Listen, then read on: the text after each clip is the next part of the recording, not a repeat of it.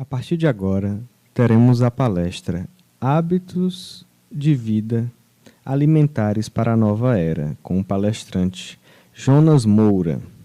Ele que é médico pela Universidade Federal do Piauí, com pós-graduação em Medicina e ênfase em Medicina Ortomolecular, pós-graduado em Nutrologia e mestre em Farmacologia.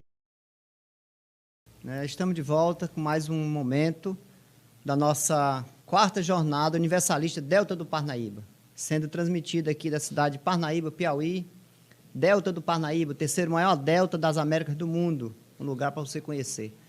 Então, estamos hoje com o Dr. Jonas, teremos agora uma fala, uma conversa sobre hábitos de vida e alimentares para a nova era. Tá, Dr. Jonas, é um prazer ter o senhor conosco, um amigo, parceiro, e vamos conversar um pouco sobre esse tema. Desde já eu convido a todos a deixar seus questionamentos, perguntas. Vamos tentar fazer uma conversa interativa, para que não fique tão chato a transmissão online aqui. Não é assim, doutor? Então, fique à vontade, é um prazer, obrigado por estar conosco. Obrigado, Maurício. Bom dia a todos os internautas que nos assistem nesse momento, a quem agradecemos de coração. Agradeço ao Maurício, essa figura maravilhosa que eu tive assim, a honra de conhecer e o prazer. Agradeço a quarta jornada universalista Delta do Parnaíba.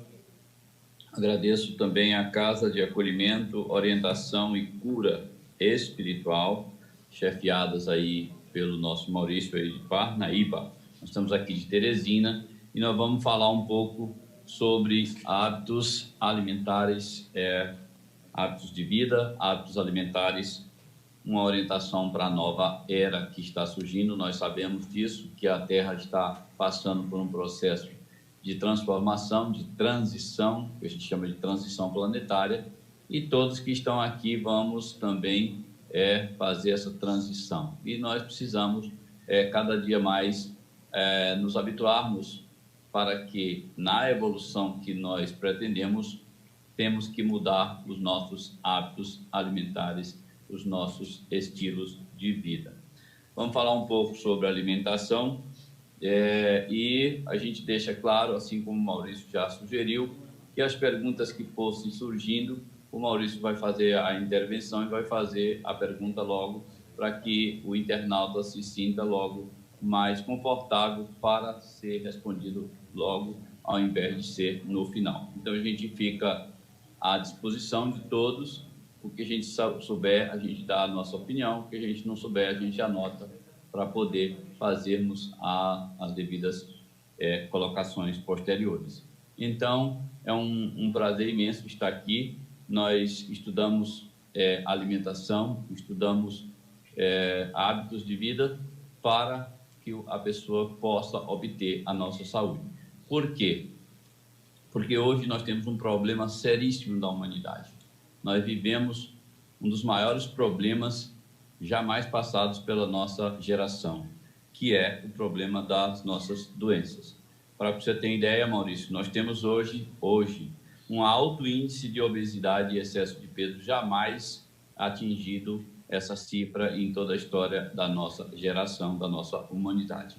Então, nós temos um alto índice de doenças cardiovasculares, que, por exemplo, são morte súbita, infartos, os derrames, que são os acidentes vasculares encefálicos, a insuficiência cardíaca, edema agudo de pulmão e a maioria das insuficiências renais. Essas são as mais frequentes doenças cardiovasculares. Isso é o que está mais nos matando e nos adoecendo no momento.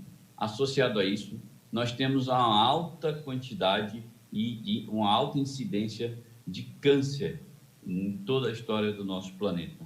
Nunca tivemos tanto câncer como nós temos agora. Para o senhor ter uma ideia, 3 pessoas de nós, de cada 3, uma vai ter câncer ao longo das nossas vidas. Nós temos um alto índice, Maurício, de depressão, de síndrome do pânico e de ansiedade. São cifras que nós nem sabemos ainda qual altura elas estão, porque tem muita gente aí com com esses problemas sem serem ainda diagnosticados. Então, nós temos hoje também associado um alto índice de doenças crônico-neurodegenerativas, que a gente chama de Alzheimer, demência, Parkinson e todos esses mais. Então, nós temos uma medicina avançada, por um lado, que é uma medicina nobre e avançada, mas, por outro lado, nós temos esse alto índice de doença. Então, isso é um paradoxo, porque deveríamos estar saudáveis, mais saudáveis, e, ao contrário, nós estamos mais doentes e com um índice de mortalidade cada vez maior. Isso nos leva a crer que a nossa abordagem não está totalmente completa. Nós precisamos mudar. E aí, a gente vai analisar e ver que a base de toda a doença está nos erros alimentares, quer dizer, hábitos alimentares, hábitos alimentares ruins e estilos de vida inconsequentes. E isso, logicamente, que passa pelo ser integral, a constituir uma melhora hoje, você tem que melhorar o seu ser completo. Então, nós hoje somos muito claros nisso, de que nós somos seres energéticos, multifacetados, nós somos seres espirituais. Nós temos a parte física, que é apenas um prolongamento do ser espiritual multifacetado que nós somos. E uma coisa é ligada à outra, não tem como separar. Então, qualquer hábito alimentar ruim para o físico vai estragar a parte espiritual. E qualquer hábito espiritual ruim vai estragar a parte física. Então, danos no físico atinge a parte espiritual, danos espirituais atinge a parte do físico. Para quem não quer chamar essa parte de espiritual, chamamos essa parte de outras dimensões de frequências mais sutis, e em outras frequências que nós não conseguimos perceber, mas que muita gente já percebe. Então, o cerne das nossas doenças hoje é a alimentação, não tem jeito. A análise faz que nós mudamos muito a alimentação ao longo das décadas que foram se passando. Nós fomos sendo submetidos a hábitos alimentares cada vez mais ruins. Então, como é a nossa alimentação atual de hoje? Nós somos uma alimentação com alto índice de carboidratos, que são as massas, os doces, os sucos, os refrigerantes, as bebidas adocicadas. É um alto índice. Para o senhor ter ideia, nós consumimos a nossa dieta, que até então era divulgada como normal, uma dieta com 55% a 60% de carboidratos, de massas. E isso nos fez realmente muita doença, infelizmente, porque um excesso de carboidratos faz com que a gente crie um excesso de um hormônio chamado insulina dentro do nosso corpo. Ele aumenta de uma forma muito crônica e persistente, e isso vai desregulando o metabolismo das nossas células até atingir os órgãos, os tecidos, e aí a gente começa a ter um que a gente chama de sintomas. Então, o alto índice de carboidratos. Esses carboidratos foram passados por um processo de refinamento, foram retirando as fibras. E o que acontece? Esses carboidratos se digerem de uma forma muito rápida e caem na circulação de uma forma muito rápida, aumentando a glicemia, que é a glicose, de uma forma muito intensa, fazendo com que se eleve também a insulina. E aí, toda a glicose que entra tem que elevar a insulina para fazer a glicose entrar dentro das células. A insulina é extremamente importante porque ela é um hormônio de uma hierarquia bem alta. Então, ela tem que fazer a glicose entrar dentro da célula. E aí, esse excesso faz com que o pâncreas jogue muita insulina na circulação. E aí, começa a desregular no fígado e depois esse descontrole é passado para todo o corpo. Nós temos, além da glicose, nós temos um outro açúcar que é extremamente alto e nocivo ao nosso corpo. É extremamente alto o seu consumo. É um açúcar que é o mais doce dos açúcares naturais, que a gente chama de frutose. para que os senhores tenham ideia, o açúcar de mesa, ele é formado por metade de uma molécula chamada glicose e metade de outra que chama frutose. E elas duas, quando juntam, nós chamamos de sacarose. A frutose é também encontrada nas frutas e é o açúcar mais doce que nós temos no planeta em termos de açúcar de coisa natural. Só que a frutose ela não é metabolizada muito bem no nosso fígado. E isso faz com que a gente sofra com isso. Para que os senhores tenham ideia, a gente tem que ingerir em torno de 20 gramas no máximo de frutose por dia. E a gente consome, às vezes, 80, 90, 100 miligramas de frutose por dia, dependendo do que os senhores se ingerem. Então, nós temos um alto índice de carboidratos, nós temos um alto índice dos açúcares, que é um tipo de carboidrato simples, e desses açúcares, glicose e frutose, nós temos um alto índice de frutose, ok? Então, esse alto índice de carboidrato faz com que nós comecemos a ter problemas de insulina, com insulinas cada vez maiores, e essa insulina maior começa a causar inflamação no nosso corpo, ok? Nós temos uma alta quantidade de consumo de sal. Esse sal que nós consumimos é um sal refinado, apenas contendo cloreto de sódio.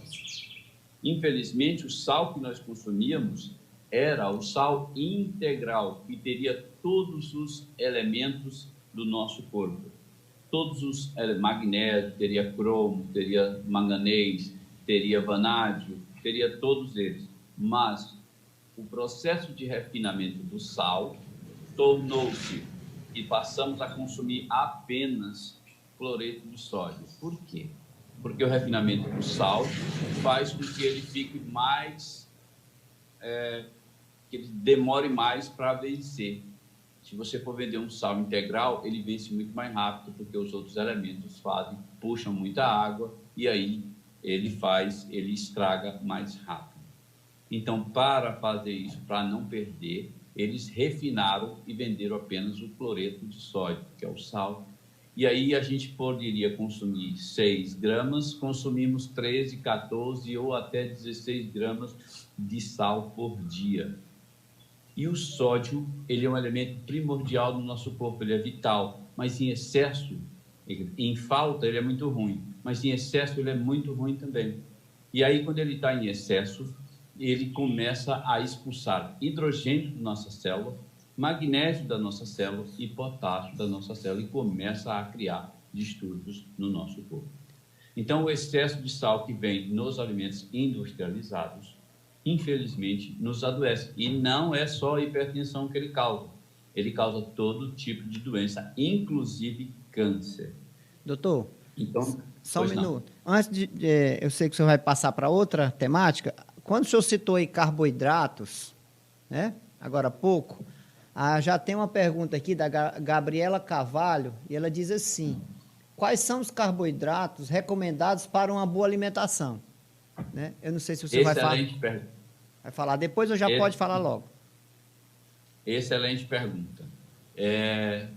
Carboidratos são os carboidratos complexos, que nós chamamos de massas, tá? As massas: arroz, milho, batata, trigo, milho, ok? São os carboidratos complexos. Eles possuem na sua forma natural o amido, tá? O amido, que é uma reunião de muitas moléculas de glicose, e tem fibras, e tem minerais, e com isso, quando você consome esses carboidratos, que ele chama de complexos, que é amido, ele vai digerir mais devagar. E a fibra atapeta o intestino e faz com que a glicose vá entrando mais devagar. Porque a fibra é insolúvel, a gente não consegue as nossas enzimas não digerem, a nossa enzima só digere o amido. Existem outros carboidratos que são fibras. E essas fibras, elas são importantes porque nós temos bactérias que participam, que são nossas amigas, que estão aqui com a gente, que estão evoluindo com a gente, faz parte do nosso corpo, que é a nossa microbiota intestinal. Então, essas bactérias se aproveitam dessas fibras, quebram essas fibras e fazem produzir várias substâncias benéficas para elas e para o nosso corpo. Acontece que retiraram essas fibras dos carboidratos por um processo de refino, e aí esses carboidratos, ao invés de complexos, passaram a ser chamados carboidratos finos, sem fibras, o amido puro. E aí o que acontece? Sem a fibra, sem isso aí, ele começa a digerir muito mais rápido, não tem a fibra para tapetar a absorção, e eles começam a elevar a glicose de uma maneira muito volumosa, muito íngreme, e aí requer grandes quantidades de insulina a ser despejada pelo pâncreas. Então, nós temos os carboidratos complexos, que são o amido, que é uma bola de glicose, que é a farinha, o trigo do pão, o milho do cuscuz, a tapioca do beiju. Então, nós temos tudo isso aí. E nós temos os carboidratos simples, que são os açúcares. Aí nós temos a glicose, que a glicose com uma frutose faz o que a gente chama de sacarose, que é o que tem na cana-de-açúcar, que é o que a gente consome, o açúcar que a gente come, que aí, quando reúne um açúcar com outro, ele é chamado de disacarídeo. Quando é só um açúcar, é monossacarídeo. Então, a glicose é um monossacarídeo, a frutose é um outro monossacarídeo. Quando eles juntam os dois, eles formam um disacarídeo, que é a sacarose da glicose, da cana-de-açúcar. Quando juntam uma glicose com uma lactose, uma galactose, eles formam o açúcar do leite, que é a lactose, tá certo? E assim vai. Então, esses açúcares simples, eles são consumidos em grande quantidade, principalmente a frutose e a glicose. A gente consome em termos de hoje, em termos de 60 a 66 quilos de açúcar por ano por cabeça. E em 1950, nós consumíamos apenas 15 quilos de açúcar. Então, nosso DNA, Maurício, não estava preparado para tanto açúcar dessa forma, mesmo o açúcar das frutas. Mas para que você tenha uma ideia, Maurício, para que você tenha uma ideia, a cerveja tem açúcar. O doce de goiaba tem muita frutose, mas tem sal também. O molho shoyu tem sal e açúcar. Qualquer molho de chefe de cozinha de restaurante, ele tem alta quantidade de sal e alta quantidade de açúcar. E açúcar, eu digo, glicose e frutose. Existe um açúcar que é vendido para adoçar todos os alimentos industrializados, que é um açúcar de milho, que ele tem alto teor de frutose, que é o xarope de frutose com alto teor, o xarope de milho, que é retirado do milho, com alto teor de frutose, que adoça os refrigerantes, os bolos, os pães, todos os alimentos industrializados que é vendido. Então, os carboidratos complexos são esses que eu falei, do milho, do trigo, da macaxeira, da batata, e os carboidratos simples são os açúcares que eu falei. Não sei se eu respondi a moça aí. Muito bom. Agora, eu acho que para a gente entrar nessa questão da industrialização, tem um comentário aqui da Valécia Carvalho. Ela diz, bom dia, e diz, os carboidratos não são ruins se não fossem industrializados, refinados, e em equilíbrio. Então, acho que o erro está no excesso de carboidratos e escassez de fibras e proteínas além da água. E aí dá para a gente comentar um pouco sobre essa questão da indústria, né, agora. Mas fique à vontade. É um comentário da Valécia. Valécia, né? Valécia Carvalho. Valécia Carvalho. Concordo plenamente. Carboidratos nunca foram ruins. O problema é o excesso de carboidratos. O excesso de carboidrato é que está ruim. Então, Valência, o que acontece? Nós fomos ensinados, os médicos e os nutricionistas e os nutrólogos, eles foram ensinados que a gente deveria consumir cerca de 55% a 60% da nossa dieta proveniente de carboidratos. Isso, no meu entender, é muito alto. Isso é muito alto. Mesmo ele sendo simples, sem fibras, e mesmo ele sendo com fibras. Embora com fibras, ele seja melhor, porque... e aí eu concordo com a Valécia nesse ponto. Então, com fibras e sem fibras, eu acho muito... a proporção eu acho muito. No nosso entender, até porque os estudos mostraram, de vários autores, que quando você bota no máximo 40% de carboidratos, a sua vida muda. O seu organismo começa a ter menos problemas. Um dos pesquisadores que fizeram isso, e ele fez isso nele mesmo, foi o Barry Sears, que ele criou a dieta em zona. O Barry Sears, ele era um cidadão que os irmãos começaram a morrer de doença cardiovascular. E acho que morreram 4 irmãos dele. E ele era o quinto, ele disse, eu vou morrer, eu vou ter que fazer alguma coisa. E ele desenvolveu uma dieta e diminuiu essa quantidade de carboidratos para 40%, e ele criou um livro, escreveu um livro chamado Dieta em Zona, que ele viveu e viveu muito mais, deixou de ter os problemas. Então, no nosso entender, Valécia, nós reduzimos a quantidade de carboidratos para 40, certo?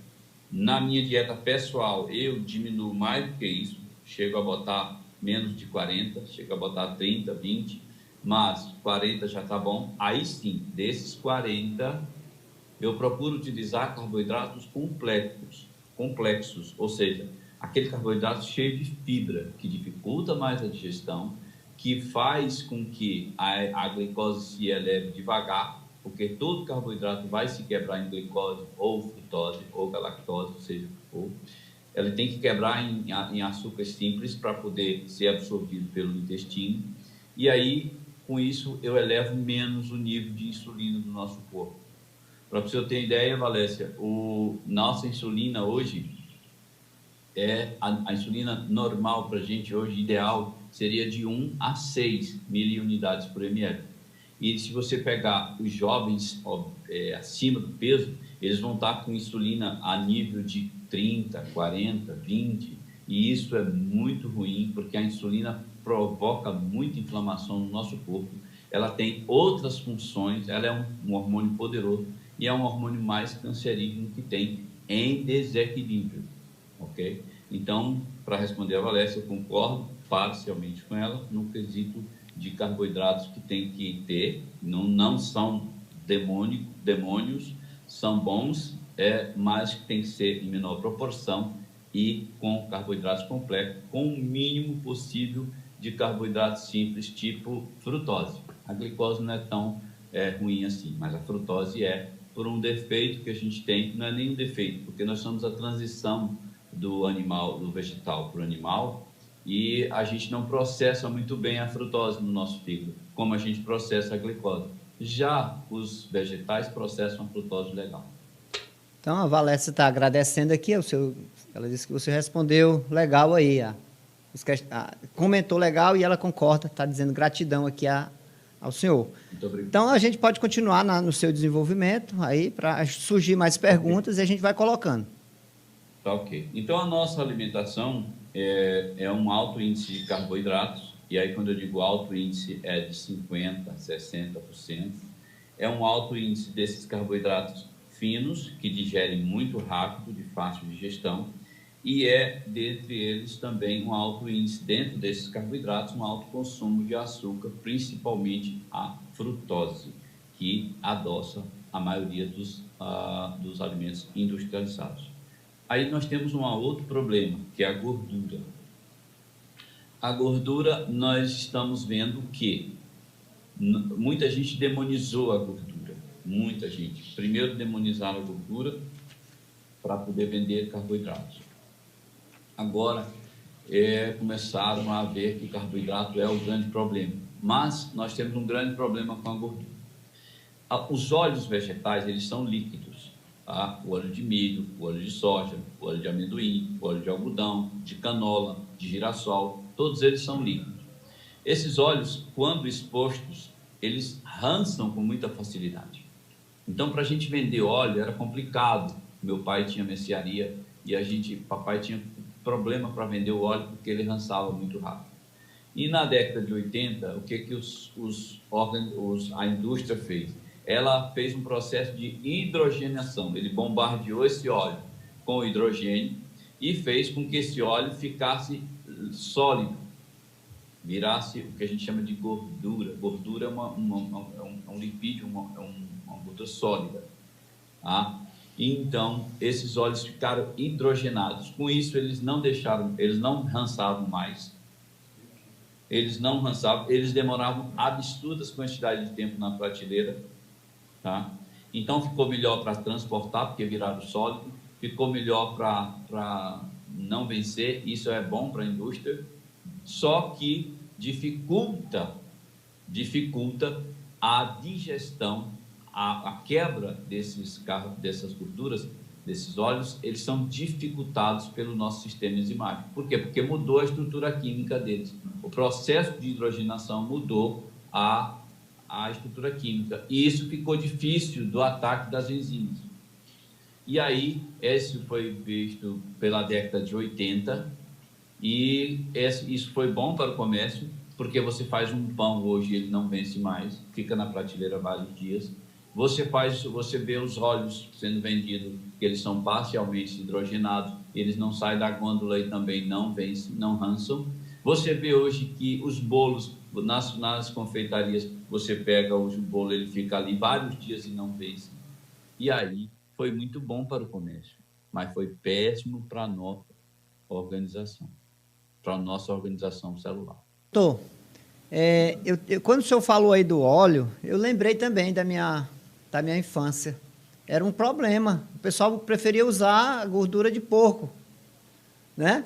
E ranço virou até adjetivo, acho que é adjetivo de comportamento, né? Sujeito rançoso, né?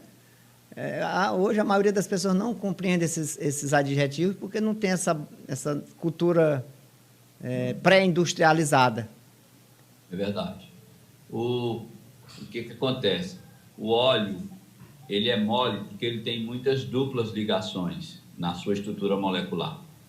Essas duplas ligações são facilmente atacadas pelo oxigênio. E quando o oxigênio reage, ele rança. Tá certo? Então, o que acontece? O que a indústria fez? E outra coisa, Maurício, o óleo também era difícil de você manusear, ficava dentro dos túneis, uma série de coisas assim. Então, era muito sujeira, ficava melado, aquela confusão. Então, a indústria pegou e fez o seguinte, bombardeou essas duplas ligações com hidrogênio, hidrogenou, e aí é o que a gente chama de gordura vegetal hidrogenada hoje, ou gordura trans. Tudo isso é escrito nos pacotes que utiliza essa gordura, e aí eles vendem já essa gordura hidrogenada. Se você for num supermercado desse que distribui um macro desse aí, você vai ver aqueles pacotes grandes de plástico, todos com gordura hidrogenada, tudo sólida, não vence jamais, mas o problema é que não digere no nosso organismo com facilidade, ele não quebra pelas nossas células com facilidade e causa inflamação a isso. Isso foi avisado ao governo americano, né? A indústria americana, não foi ao governo, foi avisado para a indústria, que por um pesquisador chamado Alfred Pomerov, Sim, isso foi avisado. Sim, era isso que eu ia lhe perguntar, atrapalhando sua reflexão. Uhum. Como é que eu posso dizer? A indústria não atendeu, digamos assim, e isso está refletindo nas nossas veias, digamos. Nas nossas veias, exatamente. Quer dizer, o resultado está aqui hoje com isso que você citou agora, dessa quantidade de doenças que estão aí. Podemos relacionar isso. É um dos fatores agravantes. Pouca gente sabe disso, né? Porque isso não é dito. Exatamente. Nós sabemos que a indústria Ela participa de um grande conglomerado de pessoas que mandam no mundo. Não são os governos. Alguns governos são colocados pelo grande conglomerado que manda no sistema financeiro mundial. Mas alguns governos não são. Então, essas pessoas foram avisadas de que a gordura trans estava causando problemas no nosso corpo. Elas foram avisadas disso, porém, a indústria não atendeu de jeito nenhum. E essas gorduras vegetais hidrogenadas, de onde é que elas vêm? Particularmente da soja, do milho, do algodão, mas principalmente da soja. E elas são hidrogenadas e depois colocadas em todos os alimentos industrializados que a gente tem por aí. Então, você pega qualquer um chocolate, ou um biscoito, ou um bolo, e olha lá nos ingredientes, gordura vegetal hidrogenada. Às vezes ele bota GVH, gordura vegetal hidrogenada. Essa é uma gordura transformada quimicamente, que nem formiga nem bactéria consegue degradar direito. Você põe um bolo ao ar livre, só vai dar formiga para comer a parte do açúcar, mas a gordura fica lá e o bolo fica eternamente lá, demora para ser digerido.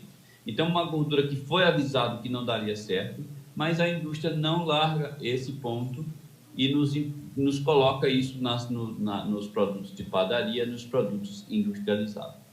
É bom que se diga, as pessoas acham que eu sou contra padaria, pão, essas coisas. Não, não sou contra.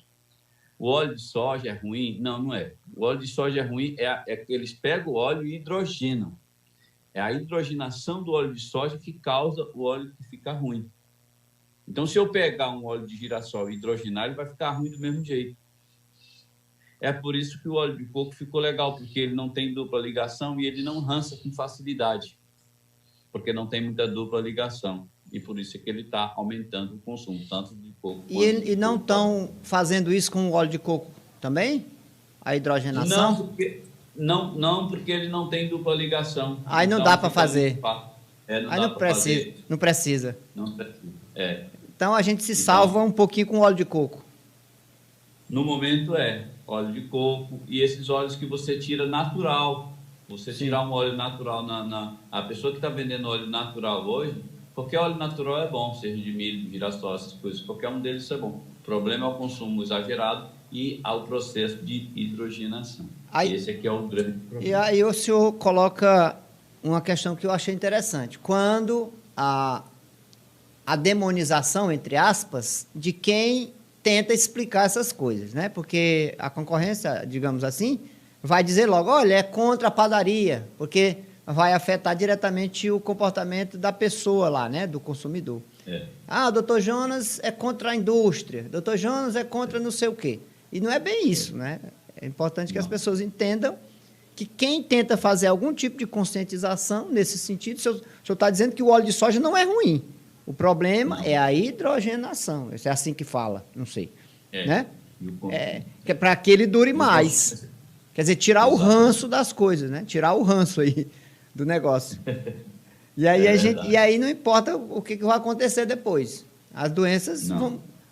Aí eu pergunto, eu estou atrapalhando aqui, não sei se tem mais coisa aí, com certeza. Mas isso também tem interesse. Isso também tem interesse, né? Porque quem faz a hidrogenação vai depois vender remédio. É verdade. É verdade. Né? Eu acho... E sim, pode continuar. Eu acho que tem uma relação muito próxima aí dessas duas coisas. O que o senhor tem a dizer sobre isso? Sem dúvida, sem dúvida. A indústria alimentícia é extremamente ligada à indústria do remédio, até porque os donos são os mesmos. Então, um faz uma coisa do lado, outro faz do outro. Então, basicamente isso. Nós temos um alto índice de carboidrato, um alto índice de sal, uma alta quantidade de gordura ruim, hidrogenada, ou também chamada de trans, certo? Associado a isso, Maurício, a gente tem uma alta quantidade de água de péssima qualidade. A água nossa é ácida hoje, certo? Mas antes que eu me esqueça, eu sempre brinco com as pessoas. As pessoas, doutor João, o senhor é contra a padaria? Não, não sou contra a padaria. Sou contra quem usa gordura trans. Tanto é que eu estou dando a ideia várias vezes que a primeira pessoa que colocar uma padaria em Teresina ou a primeira pessoa que colocar uma padaria em Parnaíba que venda gordura não trans, gordura natural, que faça pão e com a quantidade menor de sal, um pouquinho mais de fibra e menor de açúcar, esse paciente, essa pessoa vai se dar bem, porque cada dia mais cresce o número de pessoas que querem consumir isso. Então, o pão não é ruim, nem o bolo. O problema é o componente do jeito que fazem atualmente. Então, eu fico dizendo para as pessoas, coloque uma padaria com gordura natural, com quantidade menor de sal, com quantidade menor de açúcar e uma a mais de fibra. As pessoas perguntam, mas aí vai ficar o gosto muito ruim. Eu, pelo menos, vou comer. Tá? O sabor e o gosto é aqui, ó. Tá certo? E esse é o grande problema. A indústria nos fisgou porque nós ficamos viciados em sal, viciados em açúcar, ó, e comendo os dois, a gordura trans cheia de sal e cheia de açúcar. Então, a indústria nos fisgou. Nós somos verdadeiros viciados. Tem muitas pessoas que demonizam quem tem vício em cocaína, em cannabis, em crack, mas eles não sabem que eles são viciados em açúcar, em sal. Então, e aí é que, como nós vamos evoluir, e quando a gente vai partir para outra dimensão, nós não vamos consumir alimentos, nós não vamos ter o chácara genésico também, aí nós vamos ter que nos adaptar para poder evoluir.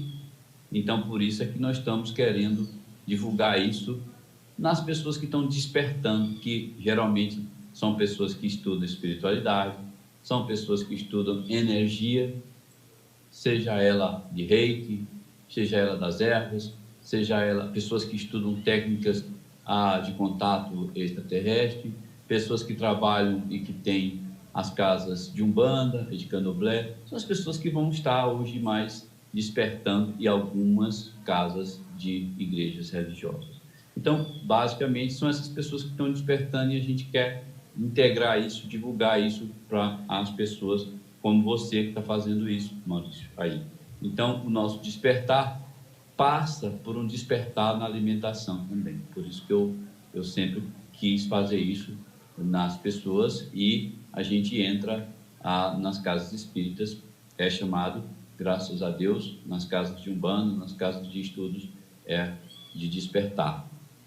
Logicamente, a televisão tem dono, você sabe disso, a internet também, daqui um dia nós vamos ser proibidos de fazer isso aqui na internet, e eles não chamam a gente para isso, mas quem tem que despertar é o povo que tem que despertar. Vamos criar um Wi-Fi espiritual, né?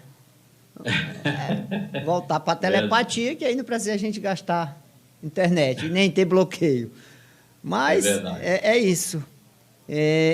Eu fico pensando nessa questão do vício, né? E aí a gente cai, mais na frente a gente pode estar relacionando isso, mas para não fugir muito do assunto, a gente cai na condenação do outro, né? Pelo vício da droga, e aí esquece que a gente é viciado em algo que a gente nem percebe, que talvez seja pior. É verdade. O açúcar, o sal. Né? Então, fique à vontade para continuar com outros temas, a gente relaciona mais na frente essa questão. Ok, então, associado a tudo isso, Maurício, nós temos também uma água de péssima qualidade. Água, eita, essa é cruel. Primeiro, a gente se hidrata muito pouco. A gente toma pouca água, infelizmente, durante o dia. Segundo, a qualidade da nossa água é muito ruim. É ácida. Então, veja só, eu que digo uma coisa para você. Uma água ácida, ela dificulta a difusão do hidrogênio para o nosso corpo, para as nossas células, tá? Então, a água ácida, ela faz o principal nutriente ser não difundido para nossas células, que é o oxigênio. Nós precisamos do oxigênio porque ele é um átomo muito gravitacional, ele capta campos eletromagnéticos e gravitacionais de outros elementos para jogar dentro da gente. Então, aquela pessoa que faz respirações, técnicas de respirações profundas, aquelas pessoas que fazem atividade física, elas oxigenam melhor o corpo. faz com que você oxigena melhor o seu corpo, você dá mais energia para o seu corpo, tá? Então, enganam-se aquelas pessoas que a energia vem só dos carboidratos, dos lipídios e das proteínas. A energia vem também do oxigênio, a nossa energia. Então, ela entra por onde? Por o pulmão. Junto com a energia do pulmão, entra também a energia cósmica, o prana, o chi, o fluido cósmico. Eles entram também pelo pulmão, na nossa atual dimensão. Eles entram pelo pulmão. Então, e uma célula que é extremamente carregada de oxigênio, extremamente carregada de fluido cósmico, chama-se hemácia, ou eritrócito.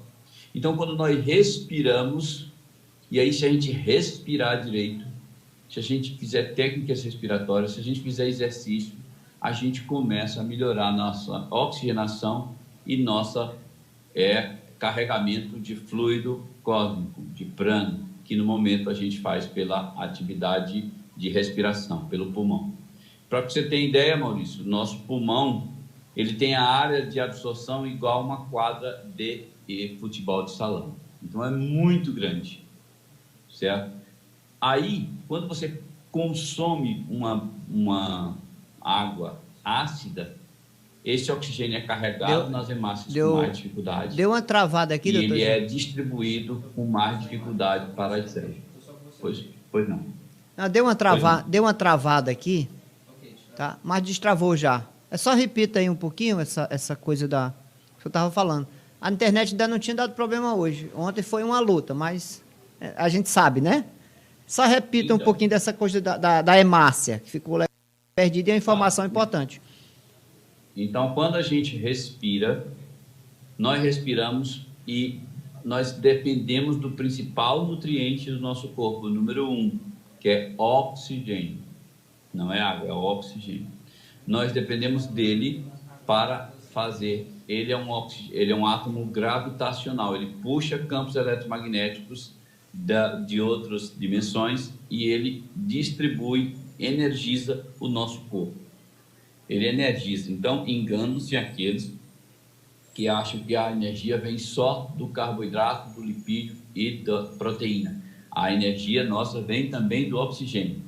E, além do mais, quando nós respiramos, e por isso que a gente faz meditação e preconiza técnicas de respiração, técnicas respiratórias, quando nós nos exercitamos, nós consumimos maior quantidade de oxigênio. E também a gente inala também o fluido cósmico, o prana, o chi, ou a energia orgânica. Tudo isso é a mesma coisa, é a mesma denominação. E a célula que carrega mais isso é a hemácia, porque a hemácia passa pelo pulmão, recebe essas energias, recebe o oxigênio e distribui para todas as células pelo sistema o sistema hemático, o sistema de vasos. Então, todas as células são carregadas com oxigênio, trazidos pela hemácia, que traz não só oxigênio, mas traz também a energia orgânica, que é o prana, o chi. Agora, o nosso pulmão, ele tem uma área de absorção equivalente a uma quadra de futebol de salão. Então, por aí você tira como nós podemos melhorar a nossa saúde com técnicas respiratórias, com exercícios físicos regulares, e para poder oxigenar mais o nosso corpo. Agora... Beleza, deixa eu fazer aqui uma recapitulação. Tá? Você tomar uma água aí, até para dar um tempinho para você tomar uma água. Então, você está chamando a atenção aí para uma coisa que a gente não valoriza, não sabe usar, que é a respiração. Né? Nós não sabemos fazer isso. Eu já ouvi outros pensadores falando que a gente respira como se estivesse correndo, fugindo de um leão. A gente aprendeu esse atavismo aí. A gente não faz aquela coisa bem devagarinho. Para isso tem que fazer uma técnica, tem tudo. Isso era o normal nosso, na nossa ancestralidade. Quando vivia na natureza, a gente respirava isso tranquilamente. E aí eu lembro que quando a gente chega na praia, a gente diz assim, ô ar gostoso. É como se a gente tivesse achando que tivesse... porque o oxigênio é maior e aí ele penetra com mais facilidade e a gente dá aquela respirada. Pode tomar uma água aí que eu vou traçar aqui o que eu estava entendendo. E aí, quando esse ar que vem dessa energia orgânica aí, né, do prana, do cosmo, e ele penetra no nosso pulmão, como o doutor João está colocando, as hemácias se encarregam de fazer esse transporte para o corpo. E aí eu fiquei pensando aqui, como a gente não sabe usar o recurso natural que nós temos, o oxigênio, a respiração, o nosso próprio organismo, e aí o que a gente faz? A gente polui o ar, polui a água, respira mal, automaticamente as nossas hemácias não vão funcionar direito, pelo que eu estou entendendo aqui. Então, o corpo começa a funcionar de maneira desorganizada. Então, a sua recomendação para isso é a gente voltar a prestar atenção na respiração, no mínimo, na água, até que a água... Deixa um pouquinho a água para trás aqui no assunto, porque a água já é um outro problema. Né? Se a gente já tem problema na água, nós temos problema no óleo, nós temos problema no açúcar, nós temos problema nessa série de coisas aí. E ainda respira mal, que é uma coisa que a gente pode fazer bem. Não capta as energias cósmicas. Né?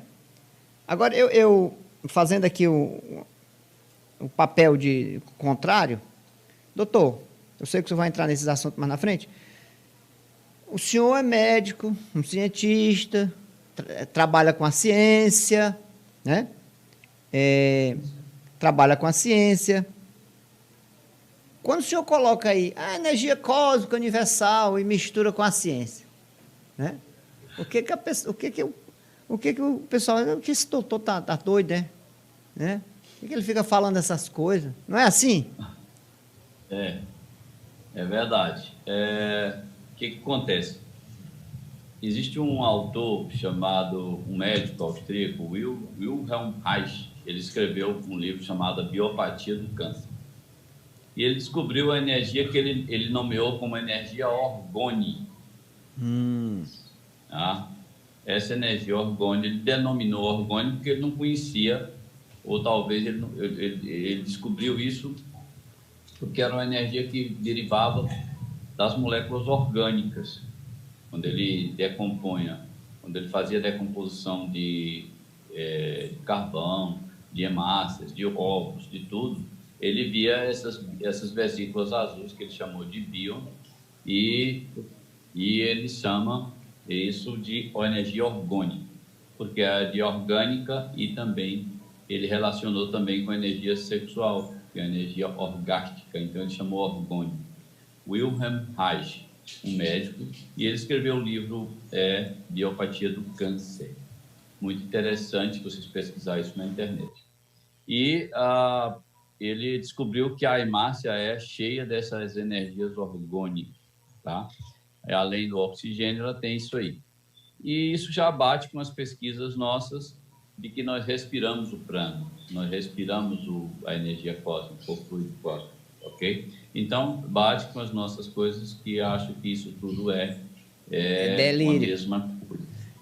Muita gente vai achar que é delírio, mas não, tem estudos aí, o pessoal é que esconde esse negócio, não conhece, desconhece, né? É verdade. E aí quem vai abrindo a mente aí, vai começando a perceber que as coisas estão intimamente relacionadas. Verdade. Sem querer justificar nada aqui, né? Uhum. Só para voltar um pouquinho, tem uma pergunta aqui do Jordânio Falcão. Pronto, você pode até tomar sua água aí, que eu tô na tela aqui.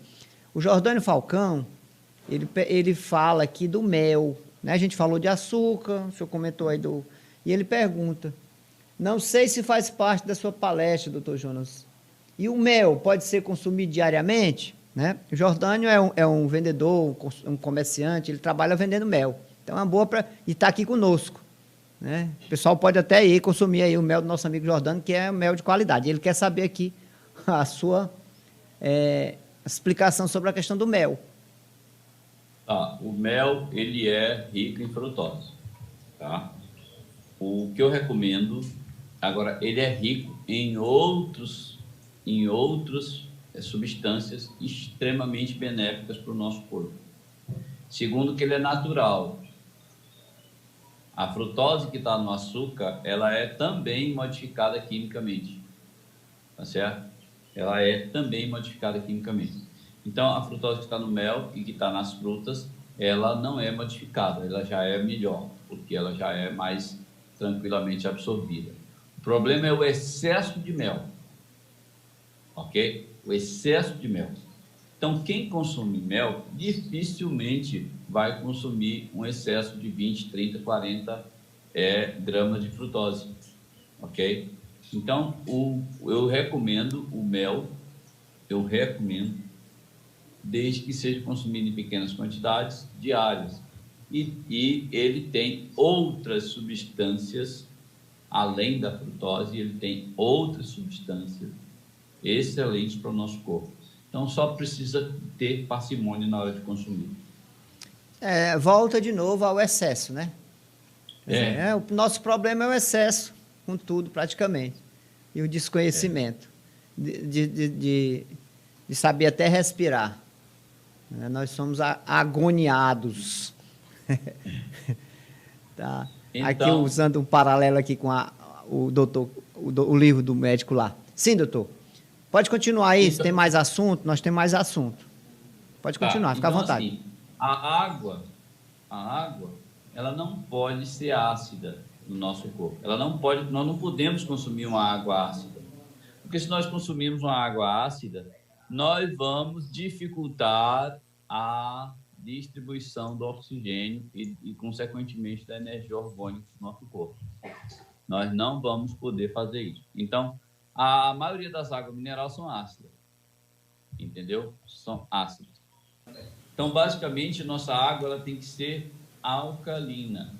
Agora, alcalinizar a água, você pode alcalinizar com hidrogênio. Hoje existem hidrogenadores. É a melhor maneira de você alcalinizar uma água é hidrogená-la. Se hidrogenar a gordura é ruim, hidrogenar a água é excelente, tá certo?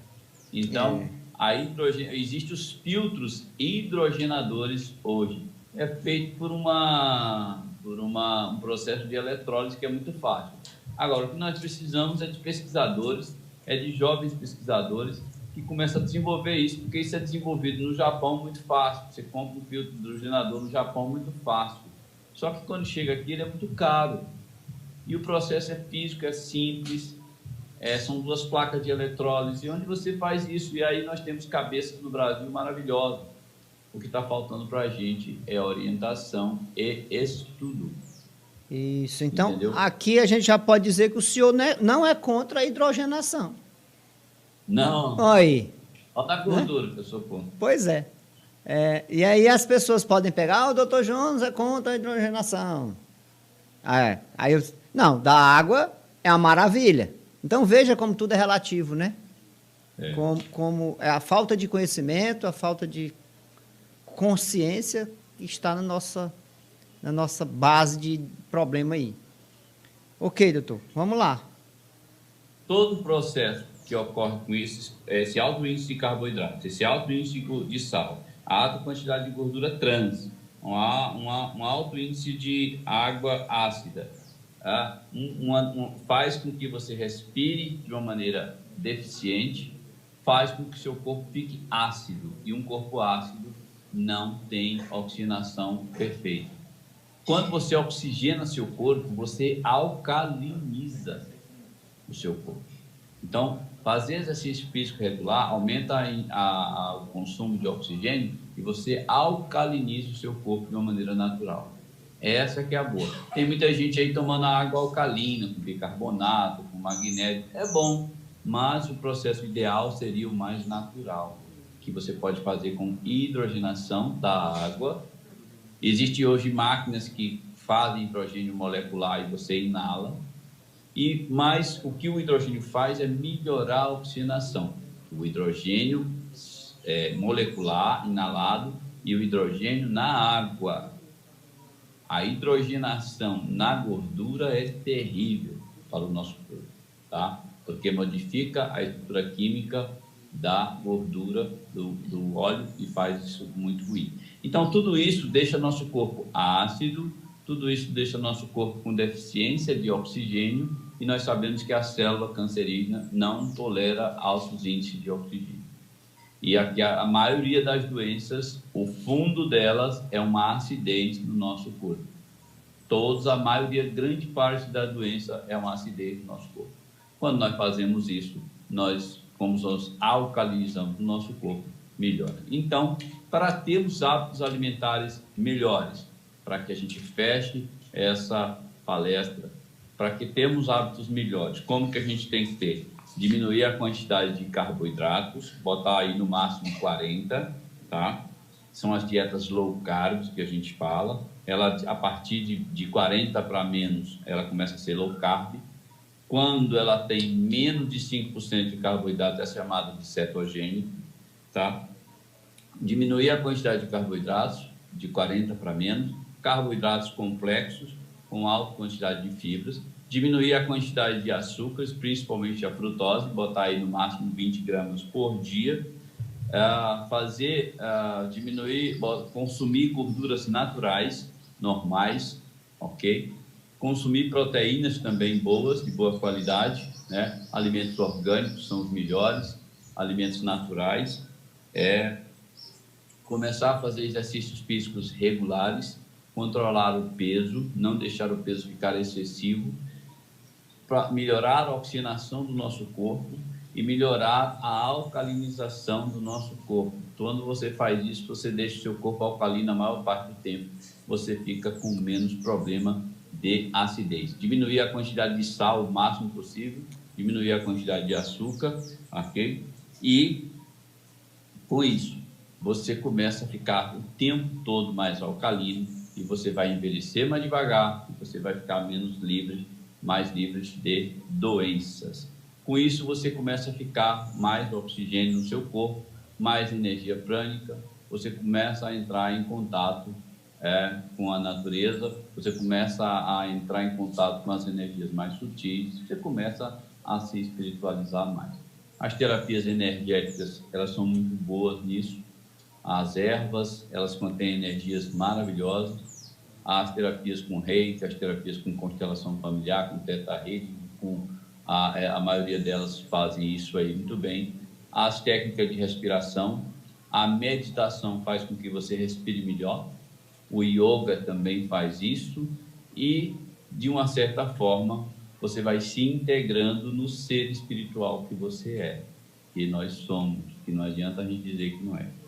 E aí eu fico à disposição, Maurício, para melhores esclarecimentos.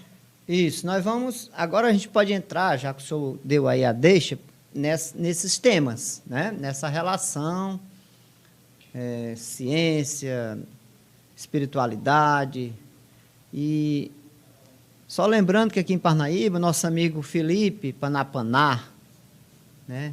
Ele tem um espaço aí aberto ao público, ensinando as pessoas a respirar bem, o seu trabalho de yoga, né? Valorize, já que o Dr. Jonas está chamando a atenção para isso.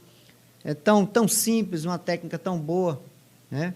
Então, procurem o Felipe aqui em Parnaíba. Aí em Teresina, o Dr. Jonas deve indicar também, deve conhecer várias pessoas legais. Então, são terapias baratas, simples, que ajudam muito, né? Além dos cuidados físicos, natural. Doutor, é o seguinte, nós estamos passando, todo mundo sabe, inclusive nós estamos fazendo essa jornada por conta disso, online, né?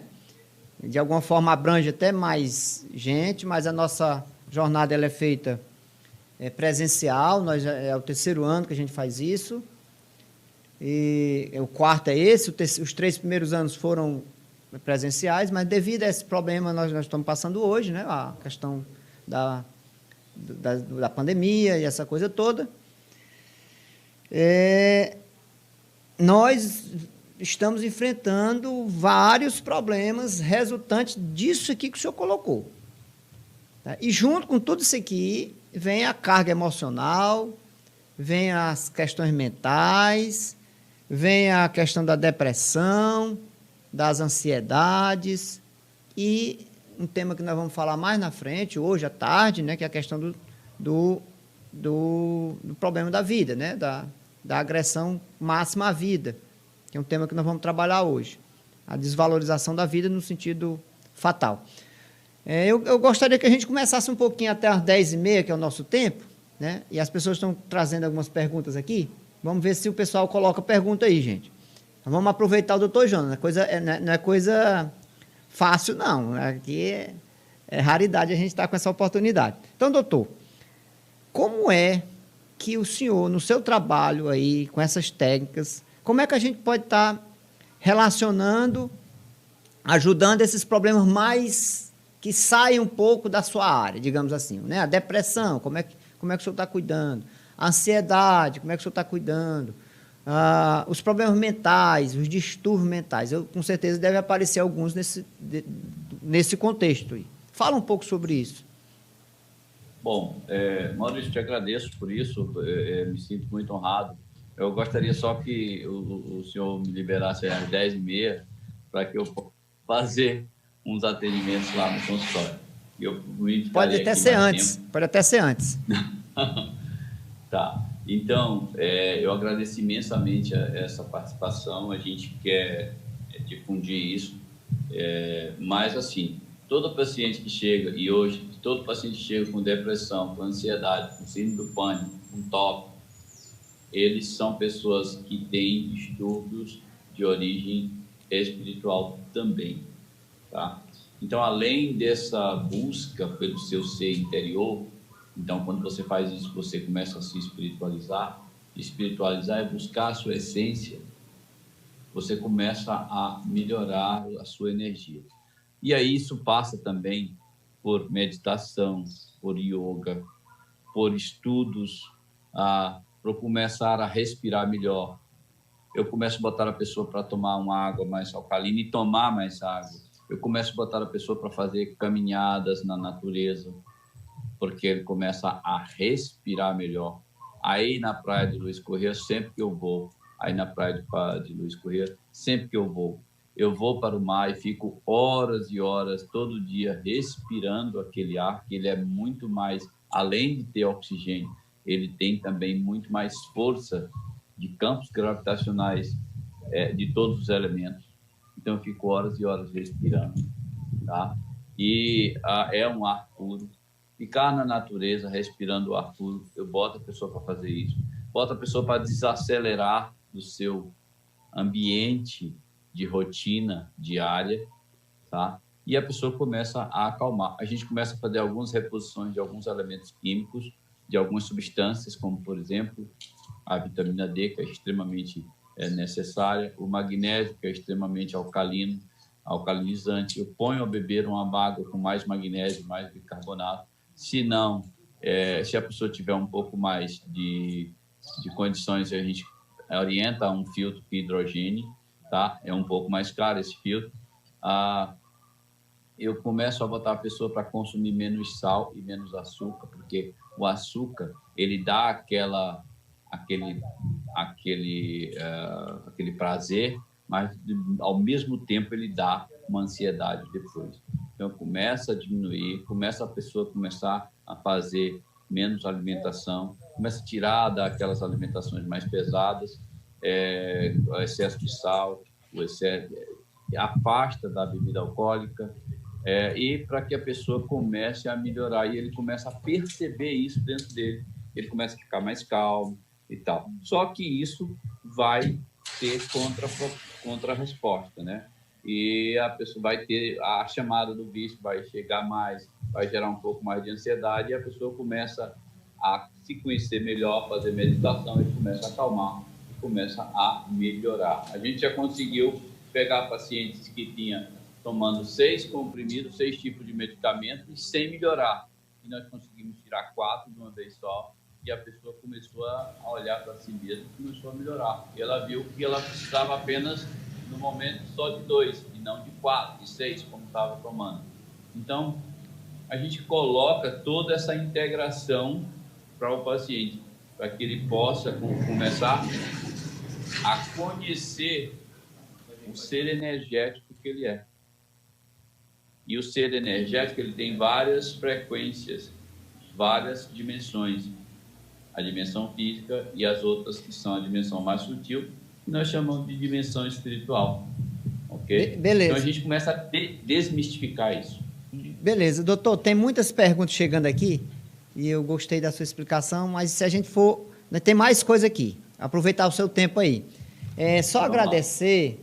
Aqui nós temos, participando conosco, educadores físicos, né? A Gabriela, por exemplo, Gabriela Ribeiro é professora, educadora de educação física. E ela está dizendo aqui, a atividade física pode ajudar a amenizar e promover saúde, assim essa ação é preventiva também, né? A Gabriela está colocando aqui. Nós temos psicólogas, nós temos cientista, a Ana Giovanetti, ela está perguntando, ela é uma cientista de alimentação, a Ana. Aí ela pergunta aqui, então é válido fazer a água com limão para assim alcalinizar a água? Né? Nesse caso, o limão a gente sabe que é ácido, mas quando você põe algumas gotas ácidas, você estimula o corpo a produzir mais alcalinidade. Então isso é muito bom. O grande problema é você consumir o excesso, mas se você consumir gotas de limão na água, você vai estar estimulando o corpo a fazer mais alcalinidade. A gente coloca um limão todo, doutor. Um limão todo, dá certo? Às vezes você tem uma carga ácida muito grande, tá? Então é recomendável começar com gotas menores para ir estimulando o corpo a fazer mais alcalinidade, tá? E existem outras técnicas que aumentam o oxigênio do nosso corpo, como por exemplo o ozônio.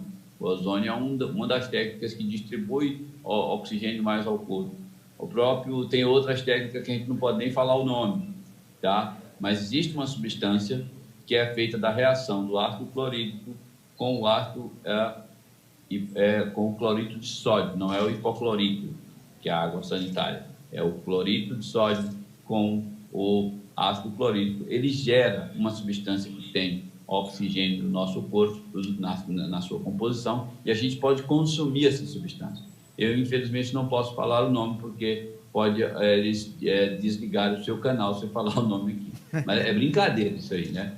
É brincadeira, mas essa substância é facilmente feita. Eu faço aqui na minha casa, eu faço no meu consultório, e quem quiser, a gente depois manda o nome. Você pode comprar isso em casas de venda de produtos para piscina ou produtos químicos, e você faz isso na sua casa, e ela, quando você toma regularmente, ela distribui mais oxigênio para o nosso corpo, tá? Para quem tiver interesse, existe um suíço que estuda isso, é o Andreas Kalker, e ele tem vários assuntos desses no YouTube, e tem também o bispo, que é o Jim Humble, que ele também fala dessa substância, ele que descobriu isso, e é bom para a Covid, é bom para malária, é bom para doenças de gripe, é bom para o corpo todo. Isso pode ser acessível a todo mundo. Eu fico besta como é que uma substância dessa, que é fácil de você... Não pode falar, né? Não pode falar, porque é barato. Deve ser, né? Deve ser, não dá lucro para o povo. É o ozônio do bioral. Sim, doutor. Antes de eu fazer a pergunta chave, que tem uma pergunta chave aqui, a Paloma Vasconcelos, ela está perguntando o seguinte: doutor Jonas, sobre a utilização de carne, sabemos que a proteína é parte importante de nossa alimentação. Então, como consumir de maneira benéfica para o nosso corpo? E uma pergunta interessante, tá? Mas antes eu vou voltar um pouquinho à educadora física, que tem uma função importantíssima de conscientizar as pessoas que devem fazer pelo menos caminhadas regulares para oxigenar mais o corpo. Então, o educador físico ele tem uma parte muito importante nisso aí, de treinar as pessoas, de orientar as pessoas. Muito bom a participação do educador aí na nossa live. Sobre isso, Paloma, sobre a proteína, existe um turbilhão de problemas em relação a isso. As pessoas demonizaram primeiro a gordura, depois demonizaram o carboidrato e partiram para a proteína, a dieta hiperproteica, que é a dieta Atkins, né? É bom que se diga que nosso corpo, dos 20 aminoácidos que compõem as proteínas, nosso corpo fabrica 11. Sem precisar comer proteína, ele sabe fabricar. Só 9 aminoácidos são essenciais. Então, se você consumir 15% de proteínas, é legal. O grande problema é a proteína do leite, que é a caseína, que tem uma dificuldade de digestão no nosso corpo. E aí ela causa muita inflamação. E o nosso sistema imunológico hoje está muito perturbado por muitos problemas. Então, a caseína ela tem dificuldade de digestão. A proteína do glúten, a proteína do trigo, que é o glúten, também tem essa dificuldade. E hoje, como nós temos um sistema imunológico muito ruim, tem muita gente que tem alergia e tem intolerância a essas proteínas, tá? Então, nós advertimos que devemos consumir proteínas, tanto animal quanto vegetal, mas não em excesso, tá? Não em excesso. Então, eu, por exemplo, consumia muita carne, hoje já estou consumindo cada vez menos, tá? Porque ela tem uma digestão um pouco ruim, principalmente a do leite e a do trigo, e as outras eu consumo normalmente, agora em menor proporção, botando aí no máximo 20% de proteína, não tanto assim. Proteínas orgânicas, se for possível, né? Se a gente pudesse consumir peixe orgânico, se a gente pudesse consumir a proteína vegetal orgânica, seria muito bom. Fontes proteicas orgânicas, grão de bico vegetal, ervilhas, próprio feijão. Feijão tem muita gente que tem um pouco de indigestibilidade com ele, mas, de uma maneira geral, os vegetais fornecem proteínas boas e você pode complementar com um pouco de animal, não sendo o melhor seria o do peixe, tem melhor digestibilidade, mas aí tem que ter cuidado com as vitaminas do complexo B, tá? Que às vezes pode faltar nos vegetais. Então, moderação, 15% a 20% é o que nós defendemos na atualidade. Muito bem, então para quem ainda não consegue deixar a carne, né? É um consolo aí. O pessoal também demoniza a carne. É um exagero para tudo quanto é lado. É exagero no consumo, é exagero na informação, é exagero na desinformação. E aí ninguém quer fazer mais esforço hoje, porque esforço demanda tempo. A gente está vivendo aí num momento de maior era de maior informação, ou seja, de maior acesso à informação e muita desinformação, porque a gente não se aprofunda, não pesquisa, né? A gente quer as coisinhas ali rápido, um estudo desse aqui, você não quer parar meia hora, e assim vai ficando difícil. Isso também faz parte das manipulações que a gente sabe, né? Como é que a gente vai aprender algo tão profundo em 2 minutos, em 1 minuto, em 5 minutos, né? Que são os vídeos aí que o pessoal gosta de ver. Então, a gente tem muita informação. Informação não é conhecimento, só para deixar claro aqui para as pessoas. Conhecimento requer esforço, requer dedicação, requer disciplina e vontade. Sem vontade, a gente não vai fazer nada. Eu vou fazer a pergunta-chave aqui, né? Que eu acho que essa aqui é a pergunta que o senhor mais gosta. Doutor, tem alguém perguntando aqui. Não sei quem foi, não colocaram o nome. Eu gostaria de saber que o senhor falasse da importância da vitamina D.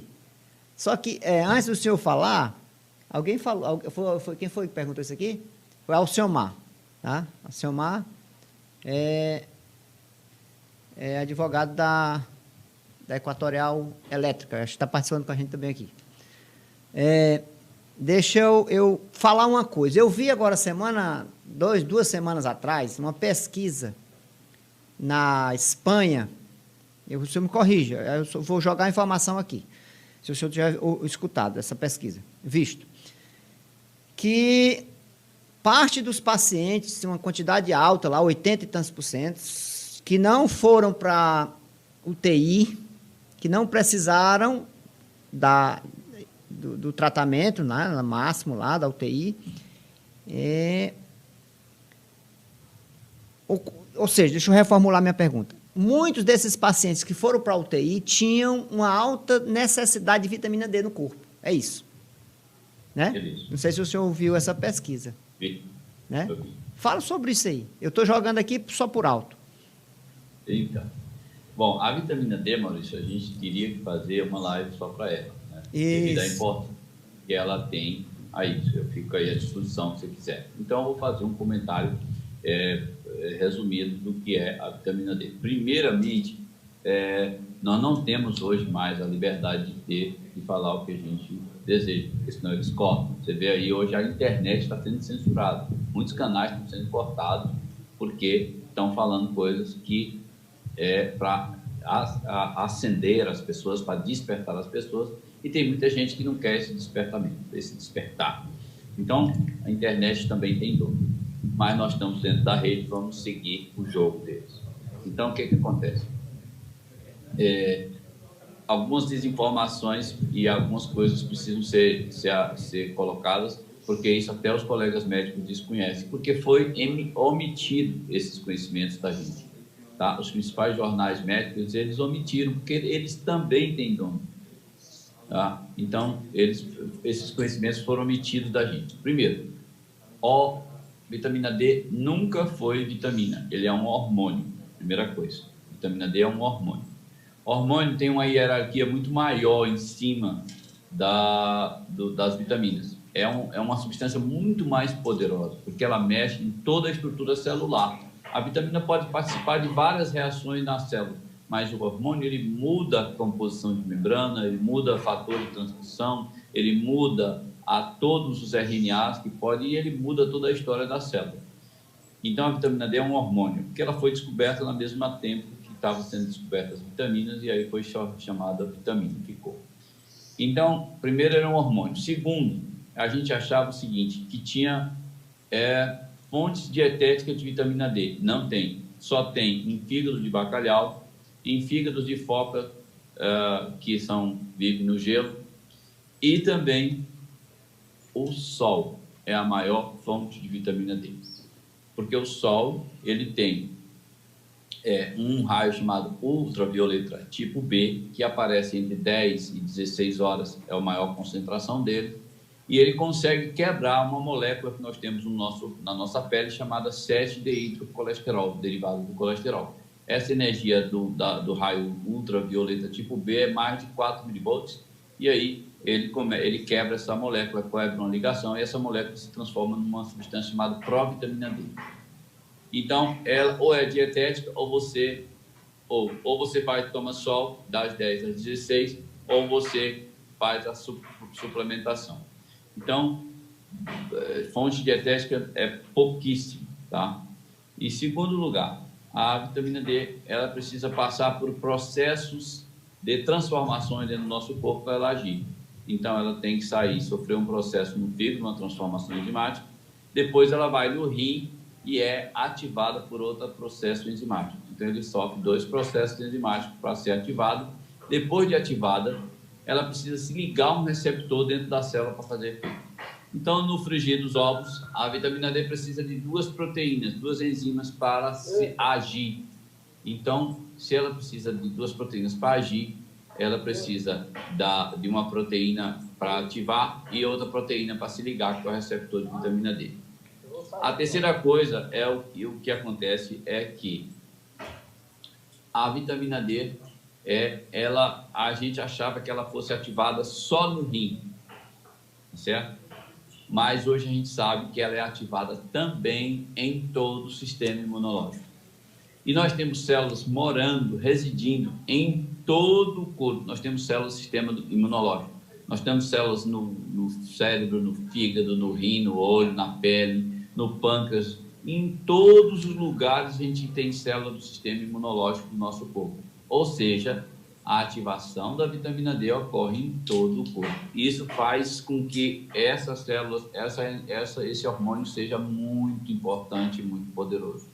Infelizmente, a maioria dos colegas médicos não sabe dessa informação porque foi retirado dos livros, nunca foi colocado. A gente tem que buscar artigos e artigos em inglês para mostrar isso, mas já está recheado de artigos mostrando isso. Então, ela é ativada não só no rim, mas em todo o sistema imunológico, e ela age, e ela é o maior regulador imunológico que nós temos no nosso corpo. O que nós sabíamos é que a vitamina D só servia para absorver cálcio pelo intestino e jogar cálcio nos ossos. Isso não é nem a primeira parte da verdade. ela age em todas as células do nosso corpo, na célula pancreática, na célula hepática, na célula sanguínea, na célula muscular, em todos. Mas no sistema imunológico que está em todo o corpo, ela é ativada e ela age nesse sistema. Por isso que ela é o maior regulador e o mais poderoso regulador imunológico do corpo. Acontece que nós temos uma deficiência mundial. Se você ficar de 15 a 20 minutos nesse sol de entre 10 e 16 horas, você ganha em torno de 10.000 I de vitamina D por dia. E eu nunca vi dizer que alguém seja intoxicado por vitamina D por pegar sol. Então, nós temos que despir, ficar com roupas mínimas e se expor pelo menos 10, 15 a 20 minutos no nosso corpo. Com isso, a vitamina D é um super estimulante imunológico, é um super regulador imunológico, ok? E as pessoas que tomaram vitamina D em 10.000 I e não 1.000 I, como é difundido pela maioria dos colegas médicos, essas pessoas se saíram melhor no Covid, tá certo? Agora, é tão provado isso que nós já sabemos que pessoas que têm doenças autoimunes, ou seja, o sistema imunológico começa a destruir o nosso próprio corpo, essas pessoas têm uma dificuldade na ativação da vitamina D. Então, a ação da vitamina D dessas pessoas é deficiente. E nós resolvemos isso com um médico chamado Dr. Cícero Galho Coimbra, começou a dar doses maiores de vitamina D para essas pessoas que tinham deficiência na ativação e na ação da vitamina D. E essas pessoas começaram a melhorar das suas doenças autoimunes, seja elas quais forem, em que lugar for. Psoríase, artrite reumatoide, esclerose múltipla, síndrome de Meniere, ou o próprio miastenia graves, colite de Crohn, doença reumática, lúpus, todas essas múltiplas doenças imunológicas, nós começamos a dar doses maiores de vitamina D, e aí, nestas pessoas, elas precisam de doses maiores, porque elas têm uma ação deficiente da vitamina D. E essas pessoas começaram a melhorar. Então, reposição de vitamina D eu coloco como obrigatório e 10.000 UI por dia, que não tem nenhum problema, os artigos já mostraram que não fazem nenhum problema.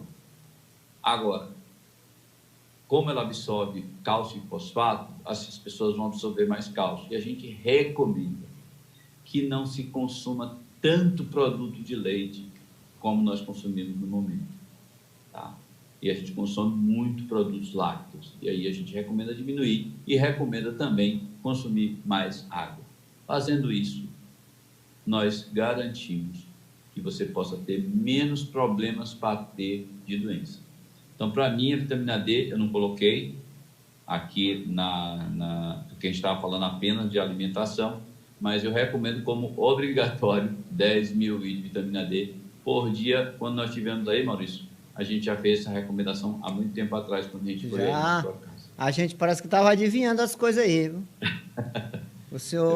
O senhor foi encaminhado para a gente aqui, talvez por alguém aí superior, e nós começamos, muita gente aqui, ano passado, muito antes da pandemia, já havia recomendação para os chás, para vitamina D, para diminuir o refrigerante, para, sei lá, açúcar, tudo isso já tinha sido, e eu sou prova viva disso, né? O senhor sabe, aí nós fizemos um tratamento com vitamina D, e tivemos contato direto aqui com pessoas de Covid, tivemos que atender, socorrer ou ajudar algumas pessoas, e não tivemos problema nenhum, né? Então, e também não tem problema nenhum tomar vitamina D, não faz nenhum tipo de alteração no corpo, pelo contrário. Eu tomo 80 gotas por dia, eu não sei, né? E tiramos o leite, e aí tá uma beleza, né? A gente não toma sol, porque também tem uma outra mentira. Tem uma mentira não, uma verdade, né? O sol também foi demonizado aí por conta do câncer de pele, né? Quer dizer, verdade. Não sei se você tem para falar sobre isso, mas a gente deixa também de tomar sol. A maioria da gente é amarelo, né? Verdade. Estou vendo uns 3 amarelos aqui na minha frente. Sim. Exatamente. O sol, realmente, o que a gente recomenda é 15, 20 minutos de sol para pessoas de pele mais claras e 30 minutos para pessoas de pele um pouco mais escuras. Aí depois é que você pode usar aí os bloqueador solar. Então, é o excesso, né, Maurício? Tudo Sim. é o excesso. O excesso de sol realmente... Ficar o dia todo no sol não dá. Mas é incrível que essas pessoas que têm excesso de sol, que têm câncer de pele, é o câncer mais bobo que tem da nosso corpo. E as pessoas que menos têm sol, quando dá câncer de pele, é o câncer mais agressivo que tem. Né? Então, a vitamina D compensa aí um pouco, né? É verdade. Doutor, estamos chegando no final aqui, tá? Para dar um tempinho para o senhor se organizar. E, desde já, a gente já agradece. Seria aqui uma conversa para muito tempo. E a Casa de Acolhimento fica feliz com a sua participação. Esperamos que as pessoas tenham absorvido bem aí. Esse vídeo vai ficar no YouTube, muita gente vai ver depois, né? E aí, essas informações, com certeza, ajudarão algumas pessoas. Então, fique à vontade para fazer suas considerações finais. Bom, Maurício, eu quero te agradecer. Você sabe da nossa ligação, né? Nós temos uma ligação aí mais sutil. Eu quero agradecer a você e a todos os organizadores dessa casa, a sua esposa e esse pessoal que faz a Casa de Acolhimento, Orientação e Cura Espiritual. Vocês, no meu modo de entender, estão no caminho certo, estão integrando tudo, estão começando a trabalhar com outras energias para que você possa captar o maior número de pessoas para despertar. A nossa função não é deixar todo mundo dependente da casa, mas é simplesmente libertar todo mundo e despertar a consciência de um ser espiritual mais complexo que nós somos. Essa é a nova era, esse é o nosso trabalho. Muita gente luta contra, muita gente não consegue despertar, mas a gente tem que seguir os preceitos do nosso Cristo planetário, nosso Jesus, que é o pescador de almas, né? Ele veio para pescar todas aquelas almas, mas a gente sabe que esse processo é devagar. Então, eu quero agradecer, me coloco à disposição para outras lives, e, assim, eu me sinto muito honrado de estar participando da jornada, da 4ª jornada universalista do Delta do Parnaíba, e fico muito feliz com as perguntas. Quero agradecer aos internautas. Quero falar para todos que não acreditem em nada do que eu falei aqui, mas testem vocês isso aí, façam o que a gente mandou aqui e vocês vão ver como a saúde de vocês muda, como mudou a minha, tá certo? Antes de falar isso, eu testei em mim mesmo, e eu testo isso em mim mesmo, tá? Não acreditem em nada do que eu falo, mas testem em vocês, façam isso e vocês vão ver o que acontece, tá? Então, te agradeço, Maurício, te agradeço a organização, tá muito boa aí as músicas, então, mas infelizmente a gente tem que fazer os outros trabalhos para que aqui a gente foi imbuído de fazer, que é trabalhar no consultório e fazer essas outras terapias que a gente faz aqui. Me coloco à disposição para a gente falar sobre vitamina D, falar de terapias energéticas, né? E fazer assim um bate-papo com essas outras terapias que o pessoal faz aí e as que eu faço aqui. E o nosso sentido é exatamente informar a todos. E quando você informa e você atinge o conhecimento, você descobre que o conhecimento é o que te liberta, é o que te transforma, é o que te evolui. Muito obrigado a todos.